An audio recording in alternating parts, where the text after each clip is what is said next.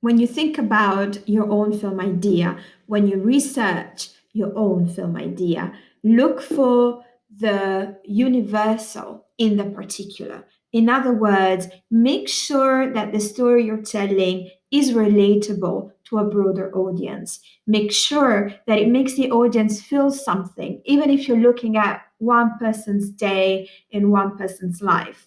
A day in a life could be the life of a broader society, a bigger society, and a bigger context. In order to do that, you might wish to visualize your story or your piece if you're, for example, recording music. And to visualize emotions, you can put together a reel. It could be a film reel, could be an assembly of footage, could be to visualize sounds and to visualize emotions into a mood board, in other words.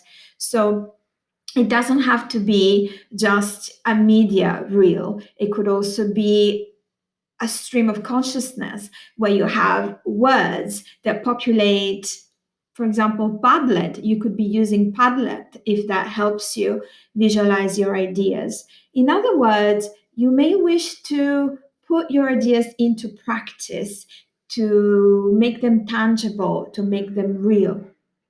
Play with sound, play with layers and tracks, images and colors. Make sure that your personality really comes to life.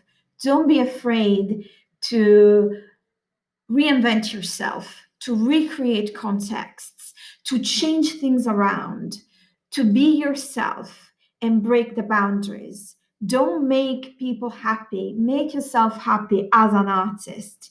Don't tell stories that people want to hear. Tell stories that people don't want to hear about.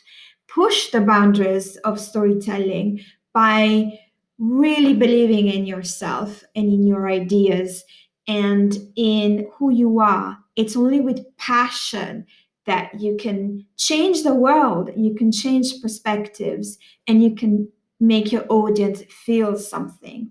Whether it's for writers writing and composing a mood board with their emotions and their feelings, or musicians or filmmakers, we want to see passion in your work. We want to see stories come to life. We want to see those characters be real, tangible, um, difficult, complex. We want to see human beings really jump out of the screen.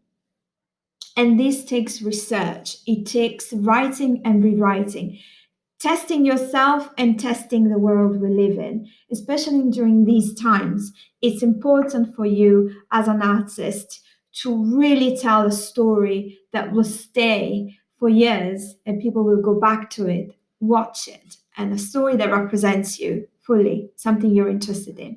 You don't know where this is going to lead you to. You don't know whether this is going to turn itself into a broader research for your final year thesis or for your master thesis or your first job, or maybe your job as an editor, your job as a freelancer. You just don't know. What's important is that this is a journey of self discovery. And as a journey of self discovery, it will be subject to changes. And don't be afraid of those changes. Document your life as an artist by journaling, whether it's digitally. I personally do that in both ways, digitally and on a notepad.